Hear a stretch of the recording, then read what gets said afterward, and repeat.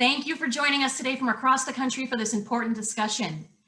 We know that this year continues to be a very challenging and emotional time, especially for chefs. Today, American Culinary Federation shines the spotlight on culinarians who are here to share information and resources so that you can make all of the efforts possible to have a healthy 2021.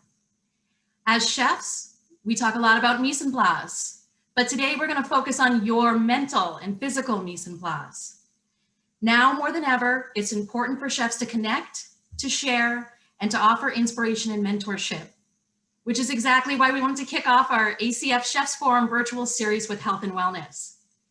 We have industry experts with us today who will speak to the concepts of culinary medicine, mindfulness, self-improvement, stress reduction tactics, and resources for mental wellness, and so much more. It's going to be a really great conversation. And I'm Jackie Pressinger, ACF Director of Strategic Partnerships, and honored to be here as your moderator today.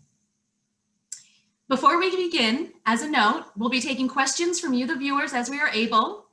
So please use the chat function to collaborate with other viewers and the Q&A function to pose questions directly to our chef panelists.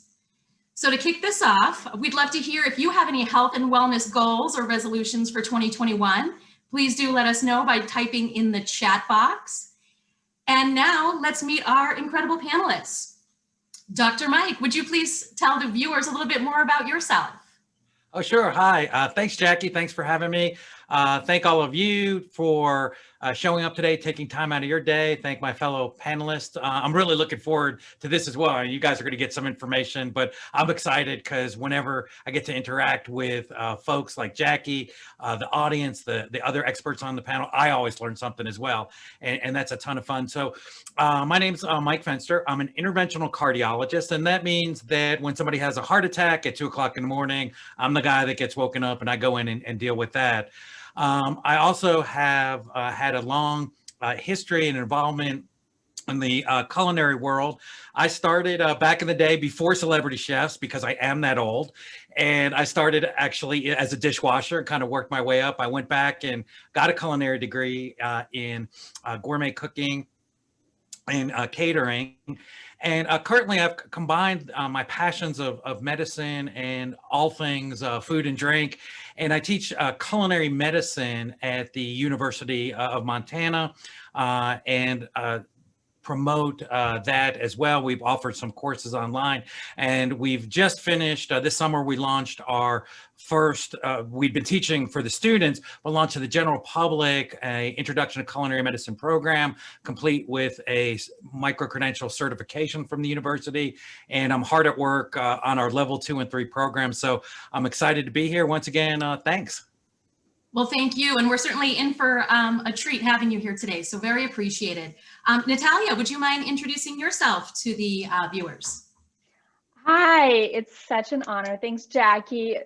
Hello to everybody who's tuned in, and hi to all the panelists. You have so much incredible brain power and talent here. So thank you. Prepared to take a lot of notes as I have my notebook here ready to go. I'm Natalia Levey. I was born and raised in Russia. I have been, spent my childhood with my grandmother, growing all of our veggies and going to the forest and doing all of that nature stuff. And then I moved to the States about 20 years ago, and I went through the culinary school in New York City. In 2001, 2002, I had some major health issues and I had to leave the industry. And I spent years just focusing on the family, being a mom.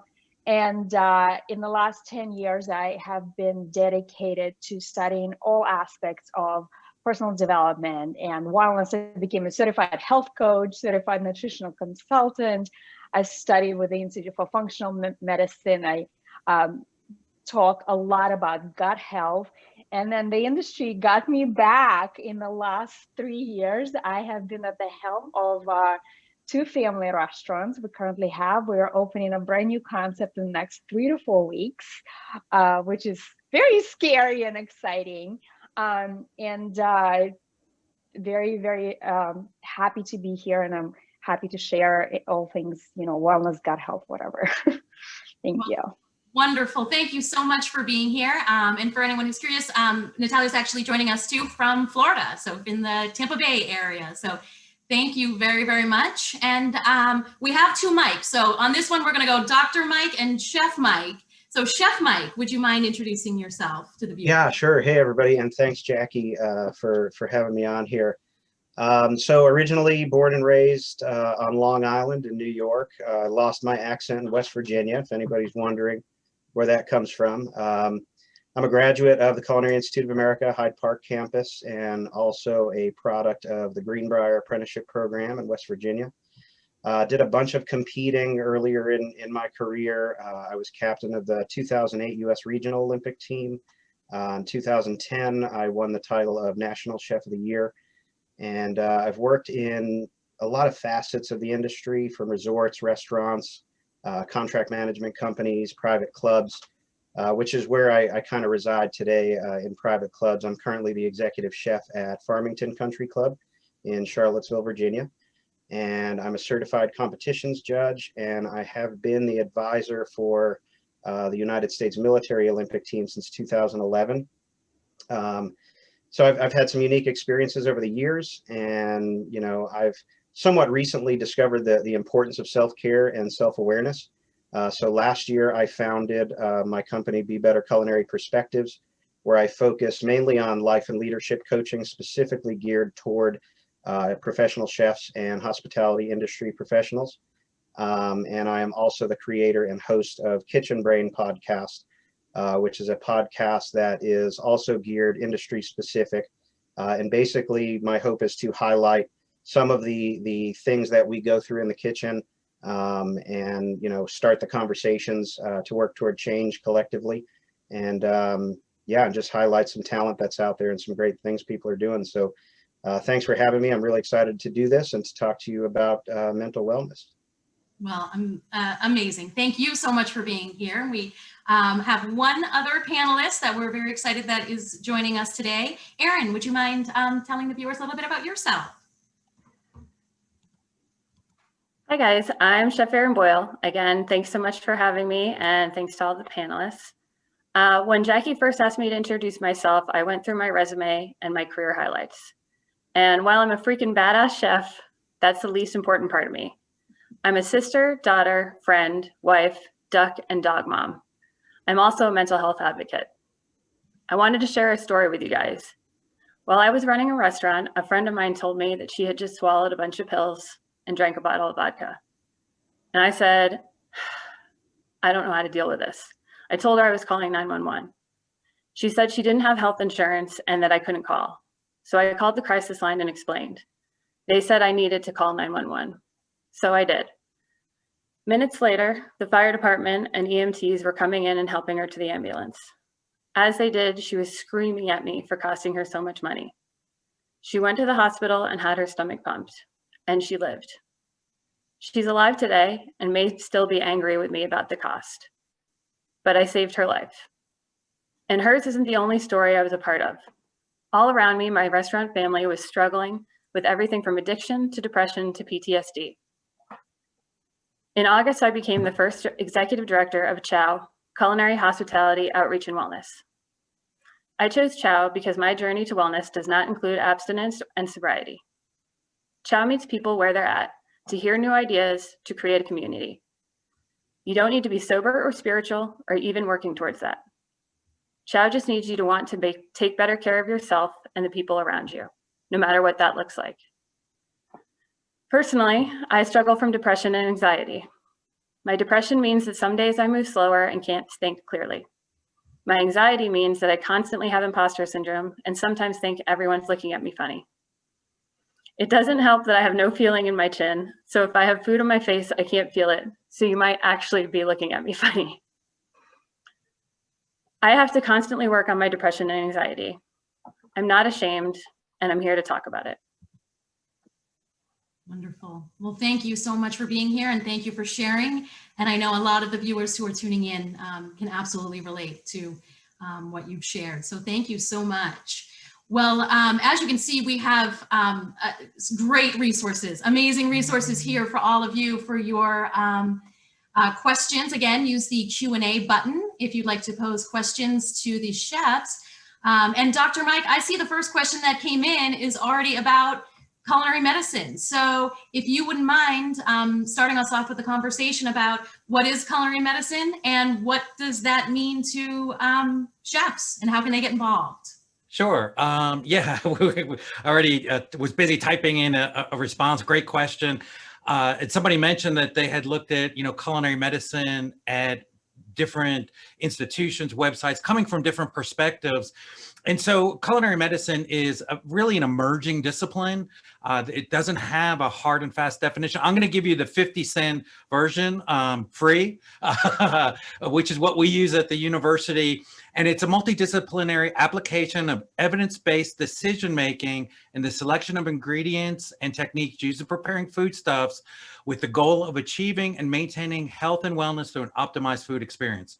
It's probably a $1.50 explanation, right? And so we always want to start off our meal with like a good appetizer salad. So that's our word salad for the day. What does that really mean? What it's about is culinary medicine is, again, using the evidence, the base that we have, the best science available, but the key is multidisciplinary. So, so many approaches that I come across in medicine, and to share a story with you, some graduates of a culinary medicine program, and I know the guy runs it, great guy, down south. They went and they were giving a culinary medicine demo to, now they're family practice docs, and they were giving a culinary medicine demo to the public with no culinary skills. So often the culinary is left out of culinary medicine. This is not simply about making a couple of tasty kale recipes for people. It's really about getting in there and looking at the data. And so the disciplines we draw from, certainly nutrition, but we're also looking at mindfulness. I'm giving a mindfulness lecture tomorrow on our practical culinary medicine monthly webinar that we do at the university. And so the goal of this is to take all this information and simply empower the individual to optimize their relationship with food. And as chefs, the thing I love about, I'm so excited to be here, if you couldn't tell, with this audience, because you are all people who get it. You already have a relationship with food. And if you didn't, you wouldn't be, involved in the culinary arts. However, for many people, that relationship with food is not a healthy one. And we also know from the data, something called the Harvard Happiness Study, that the most important determinant in our health, in our wellness, in our longevity, in maintenance of cognitive function, in simply living a happy life is the quality, not the quantity. Forget about the Facebook likes on your page and Instagram, likes for the food you just made. It's about the quality of your relationships. And if we don't start by having that fundamental relationship with the food we eat, how we eat it, not just what we eat, but how we eat, when we eat, why we eat, where we eat, with whom we eat. All these things have huge impacts in that relationship. When we optimize that, it turns out for a lot of reasons that we go into in the course, Jackie, that Jackie is one of our top graduates. She aced the exam, actually made me go back and look and say, did I make this too easy for folks? But go back and really, be able to make that healthy food relationship the template for the other relationships in their lives to build on. And that's what we're about. So our culinary medicine program is about empowering people, changing their perspective, stop just looking at food as fuel or a nutrition label, and understand that every time we eat, every time we take a bite, that is an experience of the moment. Maximize it, enjoy it, use it to positively build your life. And I probably exceeded my 3 or 4 minutes. No, that was fabulous. That was certainly a great overview. And I know we'll dive into it a little bit deeper as we go through the conversation. We did add the links to the chat to Dr. Mike's Facebook and to his website. There's more information about the course. It is an ACF CEH course as well, for those who are tuning in. And now let's get a little taste too. I'm going to go to Natalia. Again, please do ask questions. Natalia, I was looking at your website, and of course, I know you very well as well, but it does mention that a healthy restaurant with healthy margins and healthy, happy teams mean happy customers and a happy community. So with that, where can the chefs who are tuning in start when it comes to their own wellness? Well, this is a big question. And Jackie, and I just want to give heads up to Dr. Mike. I absolutely love culinary medicine. I gave a TEDx talk and I said culinary medicine is the future. So thank you so much for talking about that. Love that subject. Happy teams. You know, when I was talking to my team yesterday and I was mentioning to them about this webinar that I'm doing this, and I said, you know, what would you guys want to hear? And they said, you know, creating that culture that is based on mindfulness and wellness, it is so important. You know, we sort of know, you know, we hear about wellness and diets and exercise, and you know, we sort of know about that, and you know, but how do you get people to come to work and not just to come to collect a paycheck? How do you create that culture that is not just, well, you know, happy, you know? So it is about creating resources. It is on my own, about 6 months ago, to support our team through the pandemic, I started a newsletter for them called Mindful Monday Minute, and it's actually now opened it up to everybody. You can get it on my website, natalialevey.com. So it is providing the teams with that constant resources. Maybe have set up, however you communicate with your team. Ask them, you know, this month, would it be interesting for us to have somebody come and talk? And especially now, having all of these Zoom meetings, you know, maybe have somebody talk about sleep, maybe have somebody talk about stress reduction, meditation. I think that providing those resources and focusing on creating the culture where people are willing to come and willing to learn and willing to support one another, because so that it does truly feel like a community. I think that's one of the keys. Excellent, perfect, great advice. And Chef Mike, we are going to come over to you as well. I would love, you know, if you have a couple of recommendations for the chefs who are tuning in on how they can improve their wellness, as well as how they might educate their teams when it comes to the importance of self-awareness.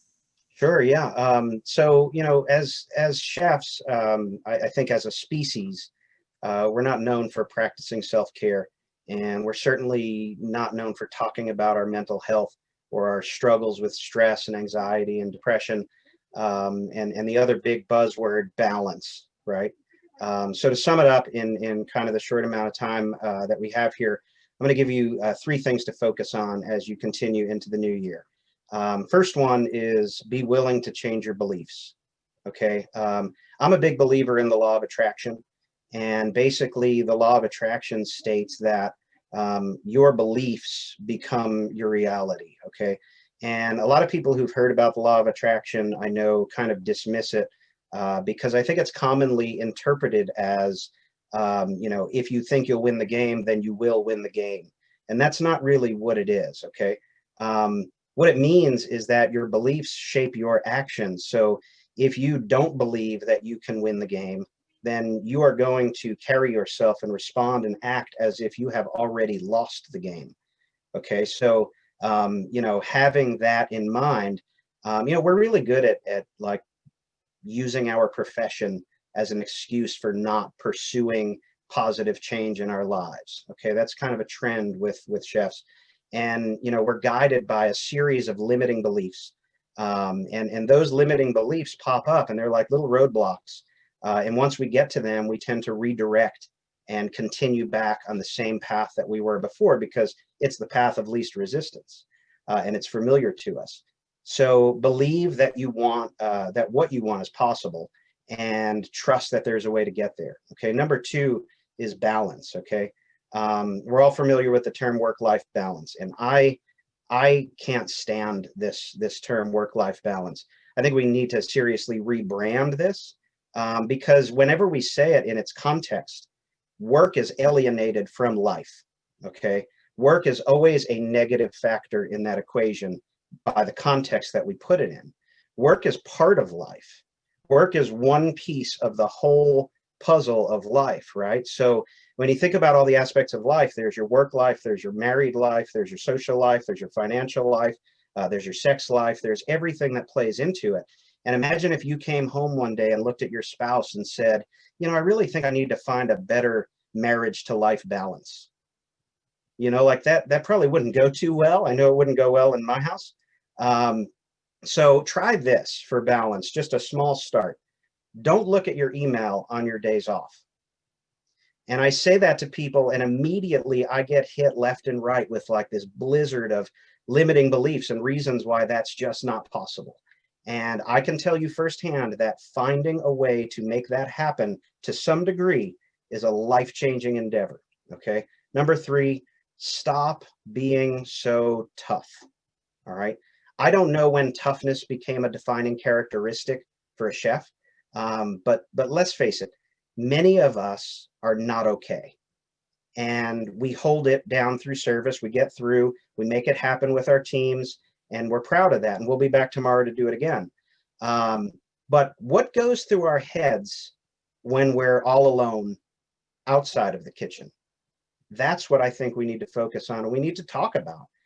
We've been programmed to keep all of that to ourselves, and it's taboo to talk about your struggles and talk about your anxiety and depression and your stress. You can't say that you're exhausted out loud. You can't say that you're stressed out loud, because that's weakness, right? Weakness is not talking about it. Weakness is allowing yourself to succumb to your struggles. And I know firsthand, because I did, and I had my own little significant mental breakdown, and it caused me to be more self-aware, and I kind of see it now. So it's okay to not be okay, and nobody will ever love you the way that you can, and nobody can take care of you the way that you can. So find yourself, and you know, that's what I hope for everybody in the new year. Real quick, with regard to educating your staff, and I think Natalia kind of said it well, you know, but to put it into a chef's perspective, we're all so quick to bring in a fish purveyor to do a butchery demo, or a butcher to do a meat demo, or whatever. And that's awesome. That's great for culinary education. But how about having somebody come in to talk about stress management? How about spending continuing education dollars on some of the things that we really struggle with? So that's what I have. Excellent. Thank you so much. That's very, very helpful.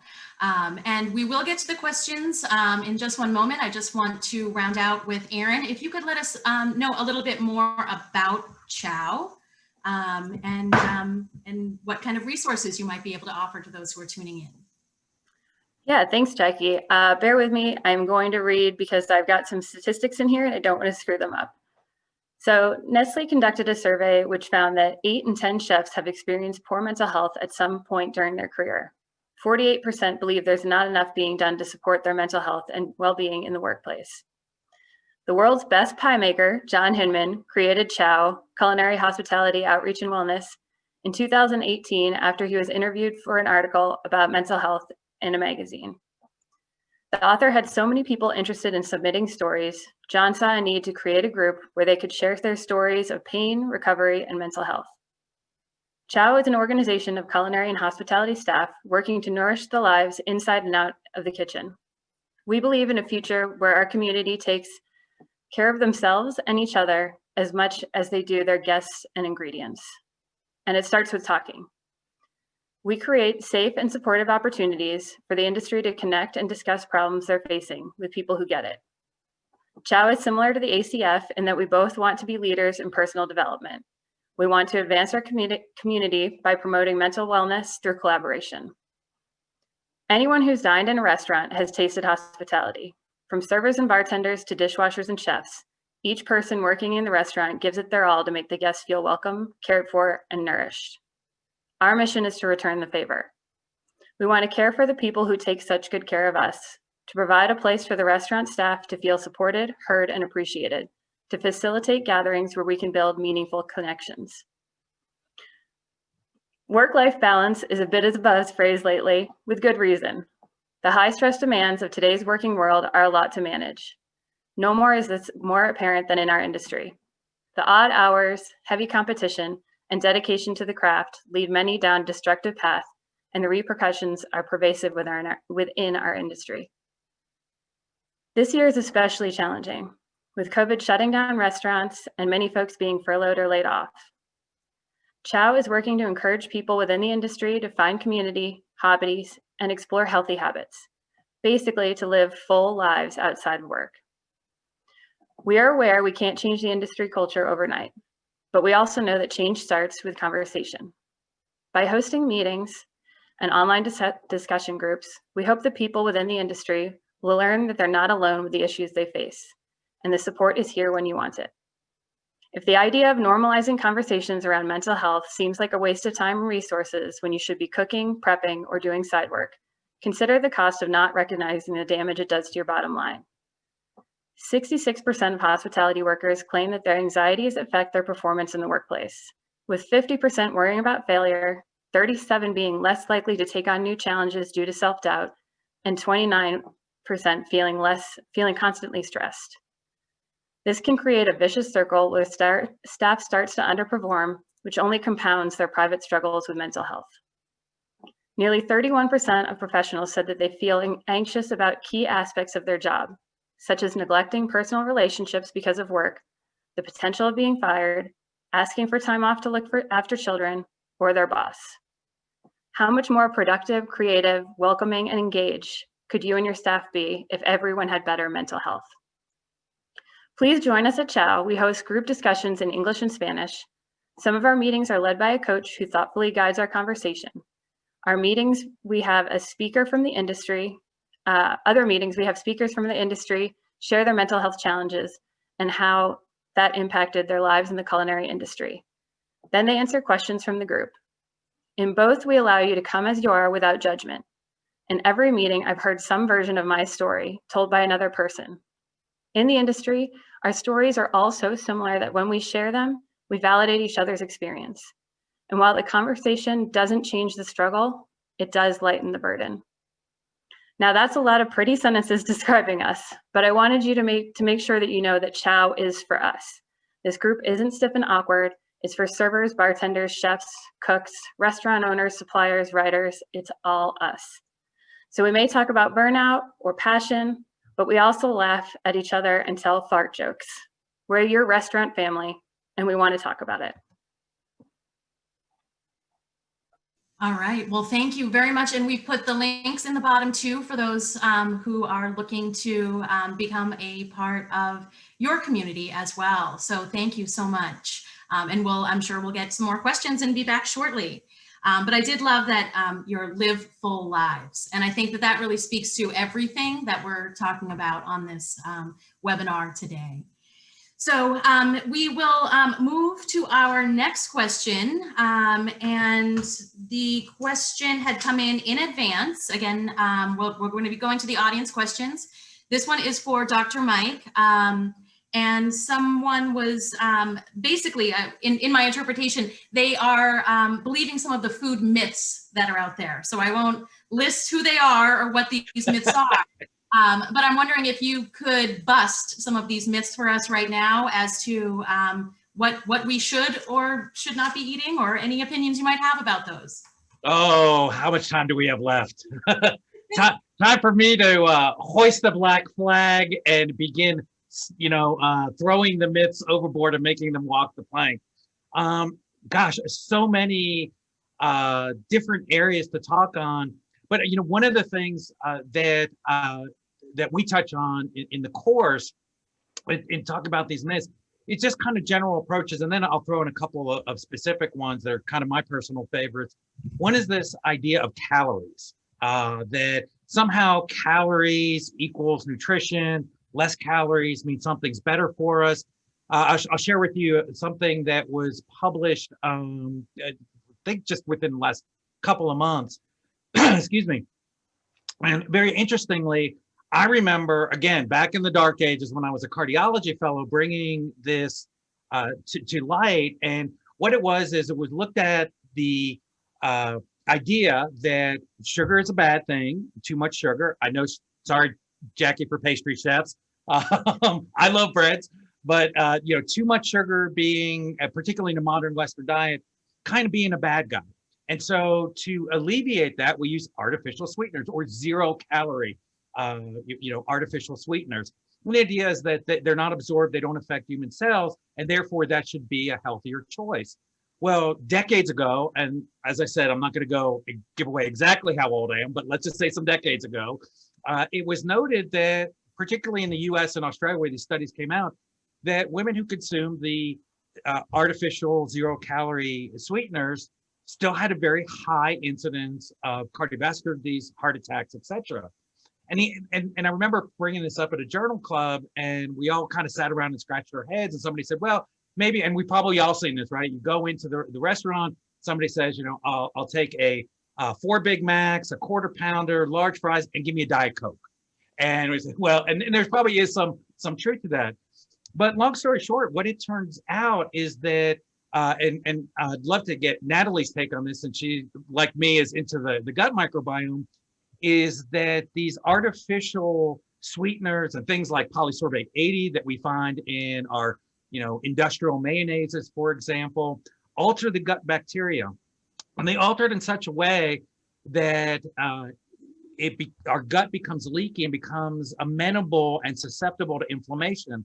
Inflammation from, putting my physician's hat on, my stethoscope on, is, really at the root cause of cardiovascular disease, obesity. And I don't just mean being a few pounds overweight. Obesity is a disease of inflammation, not just weight, not just taking more calories than you should. Diabetes, prediabetes, metabolic syndrome, neurodegenerative diseases, certain types of cancers, arthritic conditions, the list goes on and on. And it sets us up to get on that pathway. And so this idea that low fat, no fat, sugar-free foods, cutting calories, I'm going to substitute this for that.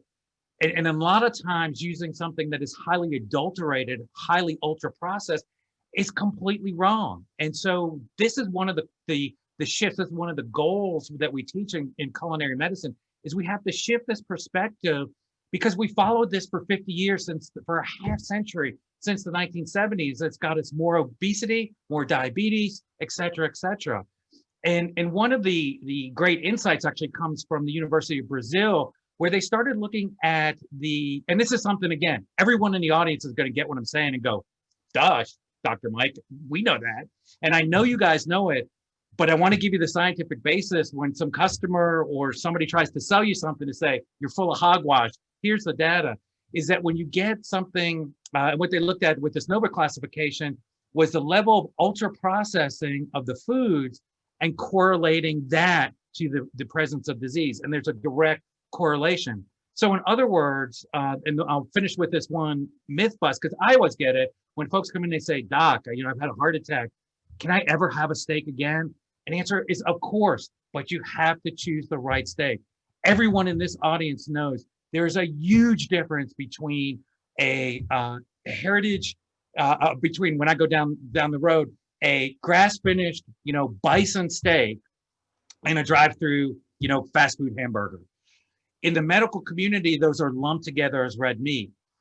Red meat gets its sort of bad rap because of the saturated fat. Saturated fat does not make you fat, and it does not cause heart disease. It does not cause diabetes. The data is pretty clear on that. And so what we really want to do is focus on looking at 3 questions when we source our food. How is it bred? So is it heirloom? Is it a wild Alaska salmon? Is it farm raised? What was it fed? Is it a CAFO, concentrated animal feeding operation product? Is it that grass finished, pastured wild, bison? And where was it led? What is the degree of ultra processing? This idea of categorizing foods by carbohydrates or proteins or things like red meat and vegetables, it's totally anachronistic. It doesn't make sense, and the science is bearing us out. And that's one of the fun things about culinary medicine. So I apologize for going over on that, but yeah, I'll stop there because otherwise I'll talk all day. No, it's very, very interesting. And I did see some of the other panelists nodding their heads in agreement as well. Any other panelists want to add anything to this topic? Natalia, please. Dr. Mike's done such an amazing job. We can do this all day. I love what you said about the ingredients and the connection with the ingredients. You know, in our kitchens, especially commercial kitchens, we oftentimes, you know, I mean, there are farm to table situations, but, you know, to cut costs and everything, sometimes, you know, you do go at that order sheet, look at the order sheet, and you don't have that connection with the ingredients. But, you know, when I do teach the gut health webinars, I talk a lot to really understanding, just like Dr. Mike said, to understand what is the source of the ingredients that you're looking at. And that definitely, the less hands that the ingredients go through to get to you, the better your gut health is going to be, and the overall health. And then as chefs, you know, I think having that connection to food is important, to really understand the source, the journey, and then understand what each ingredient, how it's going to affect us, and then how we eat it too. I think that those are all very valid and very important points. So thank you, Dr. Mike. Great stuff. Great, great. And I just have a quick follow-up question while we're on that came in actually via text, which is, are physicians trained or able to recommend specific foods for specific ailments? Or what does that look like? Or can they then advise chefs as to what to cook for certain medical conditions?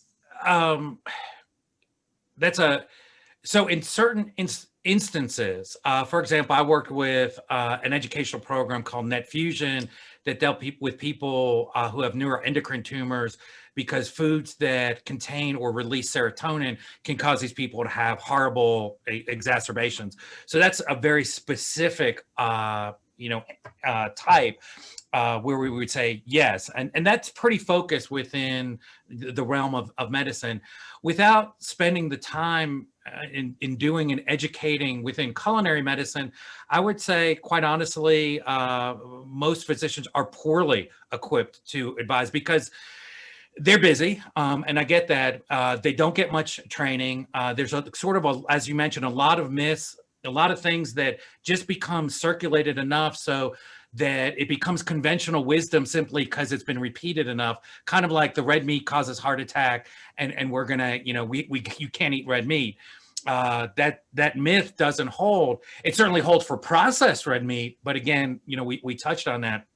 So in terms of looking at specific types of illness and then doing food prescriptions, that's really something that's, believe it or not, is well studied in people who practice Oriental medicine.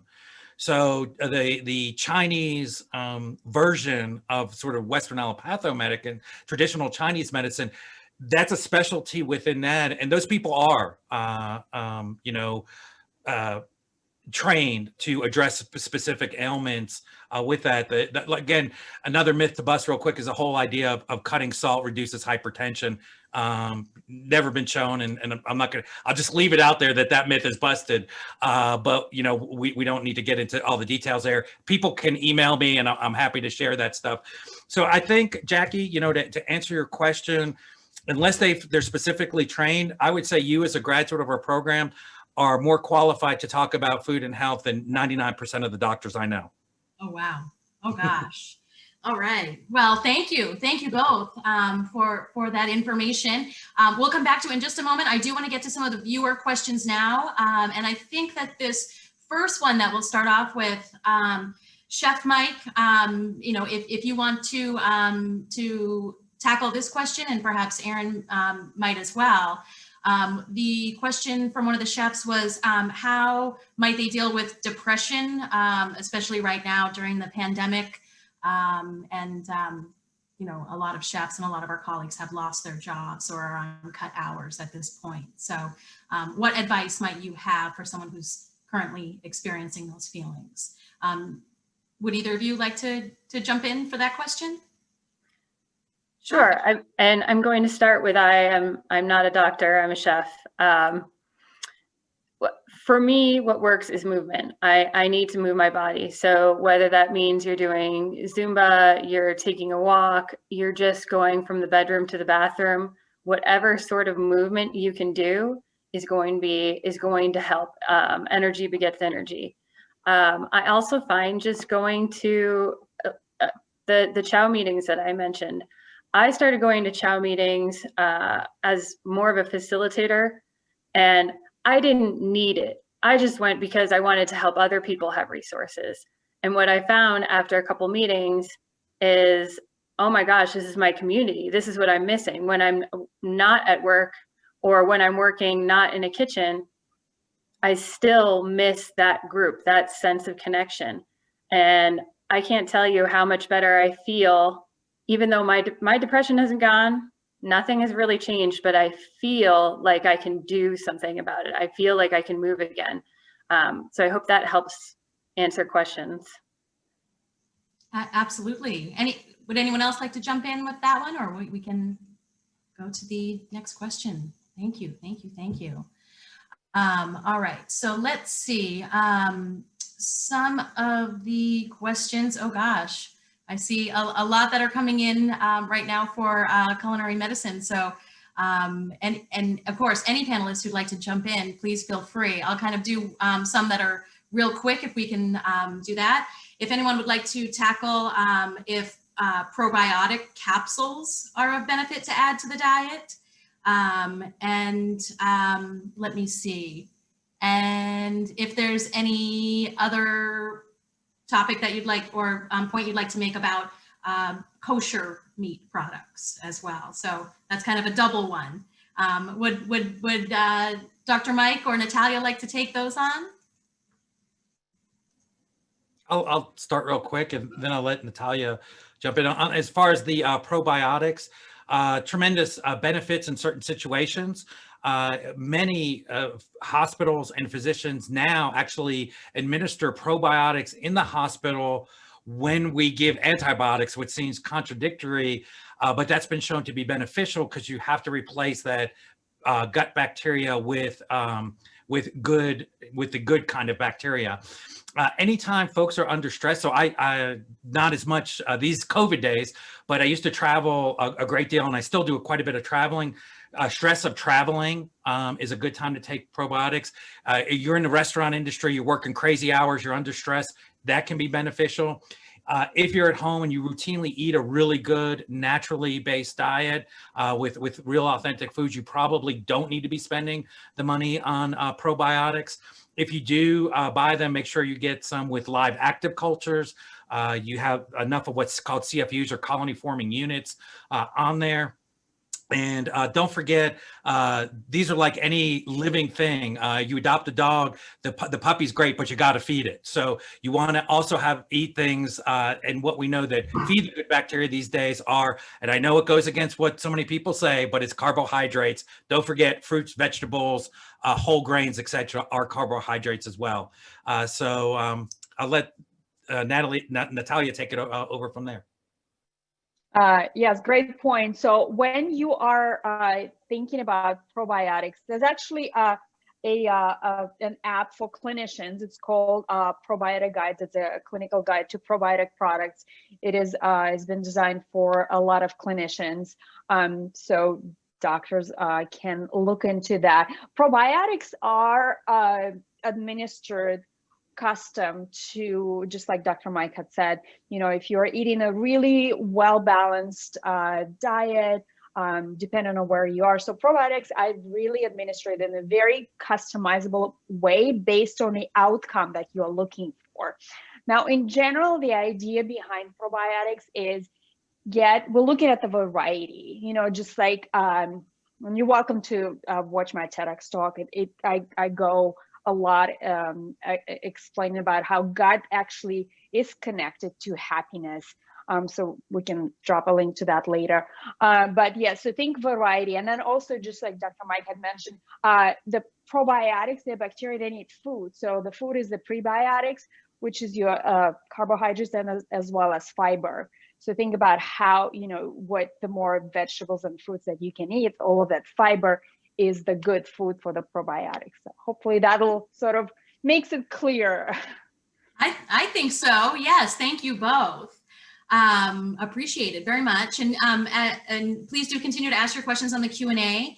Chef Mike, one of the other questions that we had received in advance was someone who's concerned that their employer expectations were preventing them from making changes that they would like to do in order to balance their life a little bit better. What might your advice be for someone who finds themselves in that situation?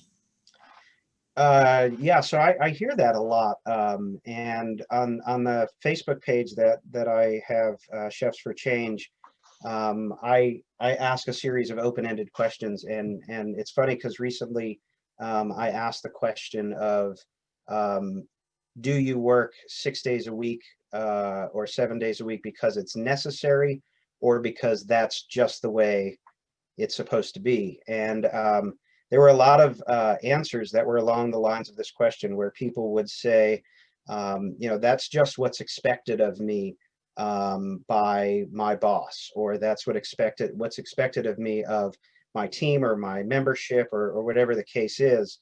And I think that the question itself is kind of an example of one of those limiting beliefs. You know, the question that I would counter that with is, what have you done, or have you done anything to try and change that situation? And I don't mean like, you know, quit your job, but have you had a conversation with anybody about the challenges that you're having? And I think the big message here is communication.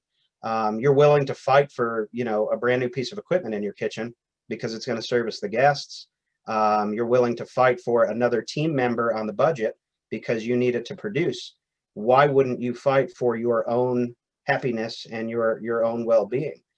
So if it's like the, you know, working 6 days or checking your email is a big one, you know, my boss expects that I am going to check my email on my day off and respond. Well, when do you plan on having a conversation with your boss and try to figure out a better way to do it, or a common ground? You know, maybe it's a pop-up party. That's another one I get as well. You know, they're always, our catering department, our sales department's always sending us these pop-up events, and there's just no way that I could not check my email, otherwise events wouldn't happen. Well, what conversations have you had with the sales department to try to figure out how you can perform better for them? Because at the end of the day, if you can sell your needs and justify your needs with equipment and staff, you put together a plan and you present that to your boss or to your audience. So you need to do the same thing. You need to put together the benefits and how it will help you perform better for them in the long run. And it's the same kind of a process. But again, if you believe that it's not possible because of past precedents, then you're certainly never going to get there. Great. Thank you very, very much for that advice. I know that there's probably a lot of chefs who feel that they're in that exact situation right now. We will move into the next one if no one has anything else to add to any of the questions that we have had so far. But I think, you know, a lot of these questions seem to stem around stress. And obviously we know this is a stressful industry.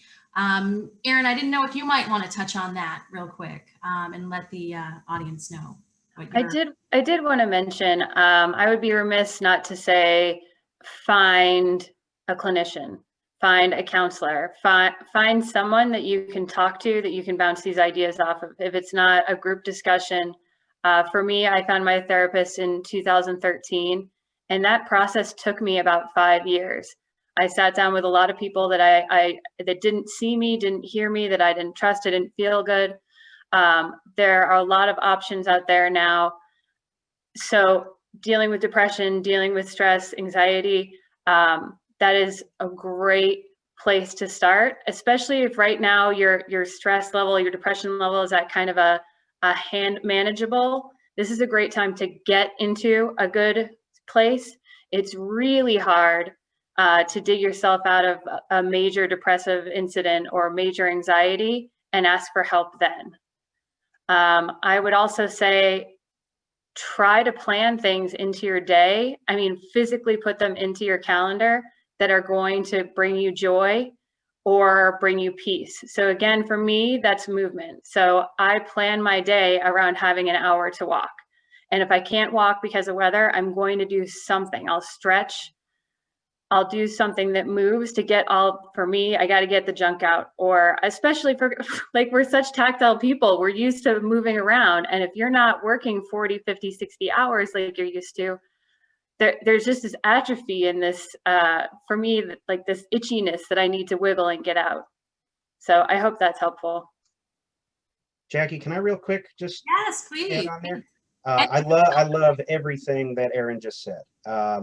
You know, and just also, I just want to make sure that everybody understands, you know, mental health, the term mental health is like stamped with this negative perspective. Mental health does not mean that you're sick. It doesn't mean that you're crazy. You know, if you think about it, you go to the dentist every 6 months. You go to the doctor for your checkup once a year. You get your oil changed every 3,000 to 5,000 miles so you can get to work. But the most fragile part of you that is affected more than most of your body on a daily basis in this job, you don't do anything to check it out. And I think that's pretty interesting and something that deserves some attention. Absolutely. Yeah. I'd also like to add, as far as the question of stress, and for me, stress is very closely linked with anxiety. And as for food as medicine, caffeine is something that I lived on for 10 years of my culinary career. I cannot add caffeine to the situation right now.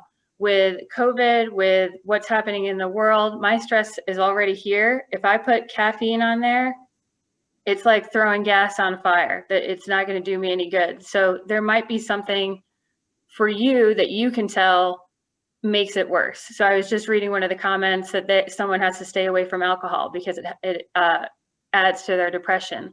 So my mental health is not the same as Chef Mike, Dr. Mike, or Natalia's mental health. We're all going to have different things, different triggers. So try to figure out what it is. If feeling the donut, eating the donut feels good at the moment, but then the next hour you feel terrible, that's a great way to manage your stress, depression, anxiety, and try to make some better proactive decisions.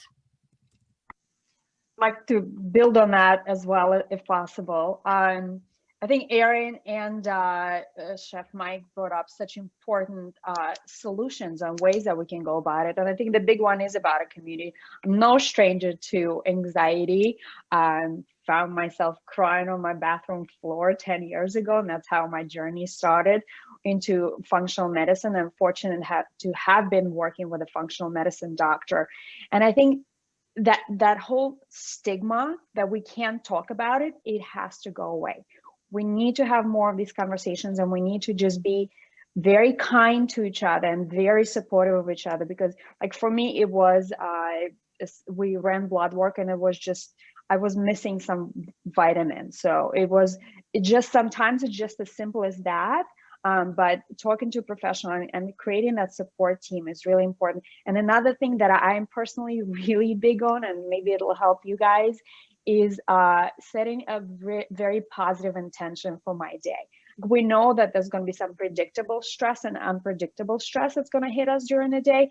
So if I set my day, my morning, that, look, I'm going to have a great day, I'm going to handle everything, you know, like a super woman that I don't claim to be, but, you know, try to show up in a very positive way. So just be kind, set yourself with a positive mindset in the morning, and hopefully, and then end with a, you know, gratitude always. So hopefully that'll help.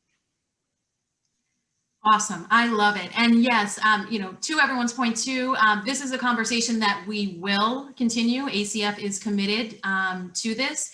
You know, we wanted to bring a lot of different resources to you today, but, you know, as we go through the rest of this year and beyond, please be assured that, this is, mental, physical wellness, culinary medicine are something that are very important, are topics that are very important to ACF. And so this conversation will continue and get more in depth as well. So I'm hoping that people who are tuning in will continue to join us on this journey, and that, hopefully in 6 months or a year, we'll also be able to feature some of them as panelists as well, once they've made some positive changes in their lives. So we're going to get to final thoughts and final recommendations and advice in just a moment. Dr. Mike, I just want to give 2 quick questions to you, if that's okay. Sure, always. Great. So the first one is there a diet that is most recommended, especially for those who might have high blood pressure? And is there a diet that you recommend, especially for those who might be suffering from inflammation, probably especially from standing on their feet and working so many hours? Yeah, the good answer, the good part of that answer is it's the same diet. The unfortunate part of that answer is there is no one diet for everyone. And that's something we're learning in terms of fields of studies called epigenetics, meaning how our environment affects us and turns our own genes on and off. And if we think about it for a moment, again, it's a shift in perspective from food that we usually think of in terms of ingredients and things we're going to use. But when we put food inside our body, that's the most intense exposure to the environment, because we're actually taking it inside of us several times a day. So what I can say is that when we look across history and when we look across diets and include those diets like the French paradox, the Inuit paradox, etc., when we look at the Mediterranean diet, which is a total misnomer, because again, I love talking to this audience. You guys know there's 20 different countries around the Mediterranean. Each of them have their cuisines with their different spices. Northern Italy is completely different than Southern Italy, yet both are Mediterranean diets. So what is it that's unique about that? It's wholesome, real, authentic food. And I want to give one quick closing thought to follow up on Natalie, because she hit on something I think is so key, and that is gratitude. And that's something that when we teach in our course, the non-ingredient influences on our dietary choices and how they impact our individual health. And I think Chef Mike and Erin spoke to this brilliantly as well. It's, about taking that time, and all of us eat, and all the people in this audience are experts in food. And when you sit down to eat, I know you can't do it with every meal, but if you can find with a cup of coffee in the morning, I think Erin was talking about taking that time for each other. I do it with my morning coffee, and I walk out on my deck and I inhale that coffee, and I take a moment of gratitude of all the different therapies that positive psychologists have introduced. Absolutely none is more powerful than gratitude. And there's a reason for this. The neurobiologists have shown us that neurologically we're rewiring pathways. And when we take that attitude of gratitude, when we take that moment, we cannot be a victim. And that, because being a victim sets us up for some bad, potentially detrimental pathways.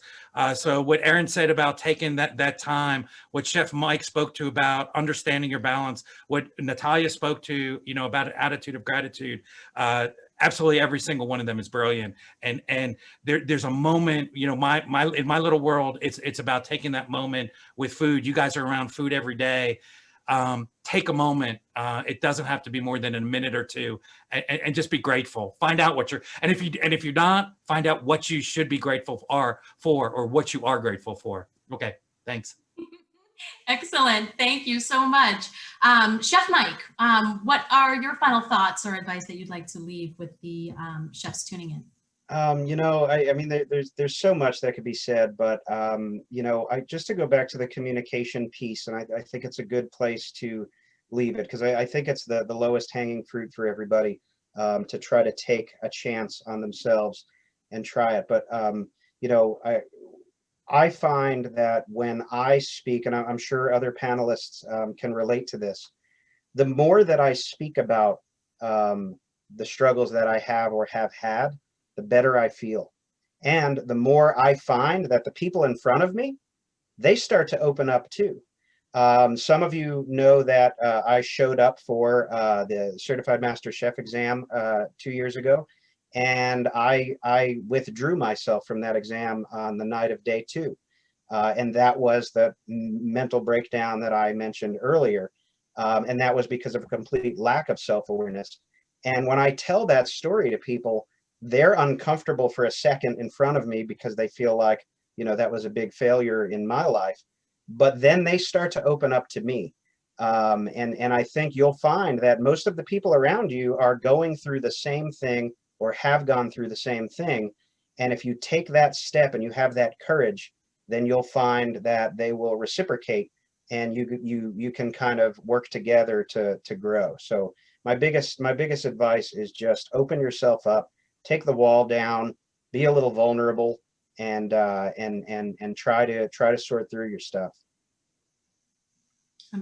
Excellent advice, and thank you so much for sharing that as well. Wow. Okay, and Natalia, would you please let us know your final thoughts or advice for the chefs tuning in?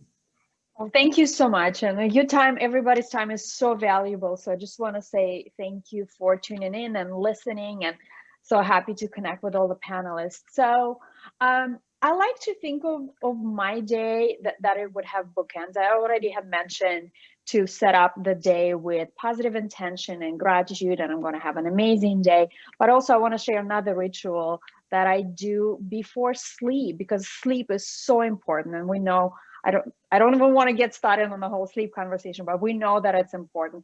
So I'll just share what I do before I go to sleep. Is I say, this is going to be the greatest night's sleep ever. Over the course of the night, every cell in my body is going to go through the full process of the regeneration. I'm going to wake up completely refreshed and ready for the day. So that's something that I have done. Whenever I do that, it just sets me up for the great night's sleep and the great next day. So hopefully that's something that you can take away, and thank you. Absolutely, absolutely. And Natalia got me the other day when she and I were on the phone, and posed a question to me that's been on my mind since. She said, if I gave you $86,400, what would you do with it? And immediately my mind started, thinking of what I might do with it. And then, did you want to give the punchline, or? Sure. It's something that I was talking to a girlfriend and she had shared. So I don't own this, but if you think of the day, all of us have 86,400 seconds in a day. So when you think of spending that as money, as dollars, you wouldn't go and, buy anything that would make you miserable. You would spend that money on something that would make you truly happy. So, think of the seconds. Every second counts. Don't try to focus on more positive thoughts. And reach out. Community is there for you. Connect with us and connect with each other. We are all here, and we all can help each other heal and get better and continue on our wellness journey. Absolutely. And thank you so much. Erin, your final thoughts. Well, I'm going to piggyback on what some of the other folks have said. Definitely gratitude practices, I think, are helpful. I know they sound cheesy, and I'm the least woo-woo person, but I find that if I can be grateful for 3 things, that means I'm not having a bad day. If I can't find anything to be grateful for, except for, I have a couch, like I need to check in and maybe talk to somebody to find a buddy, which leads me to don't isolate, find a group, a buddy, keep in touch, find a counselor. I also wanted to say for the young folks in the audience, you're not invincible, unfortunately, and whatever stressors you're dealing with now are going to compound. So if you're thinking about talking to a group, a counselor, jumping on a CHOW call, do it now so that you've got good practices in store. And I guess that goes for all people who are new to this discussion, but I don't see a whole lot of young people talking about their mental health yet. And then lastly, I just wanted to let people know an easy way to support CHOW is to share your story. We're always looking for speakers and writers to share their stories with our community, whether it's on a call or on the website or Facebook page. We'd love to hear from you. And thank you guys so much for having us. Well, thank you for being here, and thank you for the important resources that you offer to the culinary and hospitality industry. And we'll look forward to hopefully more collaborations as well. And Dr. Mike, I feel like I kind of stole your last word. If you would like to have a final word, because I know I kind of gave you a question and then went into your final, but if you'd like to give a final thought, or even I know one of the questions was, what's the name of your course? It's the name of the course is Introduction to Culinary Medicine. And they can find it at the website and the link to the university and the syllabus and so forth. Yeah, I'd like to take just a moment and close by saying and giving a moment of gratitude to all of you. Thank you. I learned a ton.